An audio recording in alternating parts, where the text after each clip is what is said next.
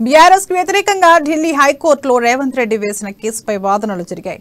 TRS ను BRS గా మారుస్తున్న సందర్భంగా ఏమైనా అభ్యంతరాలు ఉంటే ఈసీ తమకు ఫిర్యాదు చేయాలని కోరింది. అయితే రేవంత్ రెడ్డి టీఆర్ఎస్ పార్టీ గతంలో బంగారు కూలీ పేరుతో చేసిన నిధుల సమీకరణపై కేసు వేశారు. ఈ కేసు ప్రస్తుతం పెండింగ్ లో ఉంది కాబట్టి ఈ కేసు విచారణ జరిగి తీర్పు వచ్చే వరకు టీఆర్ఎస్ ను బీఆర్ఎస్ గా మార్చవద్దంటూ రేవంత్ రెడ్డి ఈసీకి ఫిర్యాదు చేశారు. కానీ రేవంత్ ఫిర్యాదును పట్టించుకోకుండా టీఆర్ఎస్ ను బీఆర్ఎస్ గా మారుస్తూ ఈసీ లేఖ ఇచ్చింది.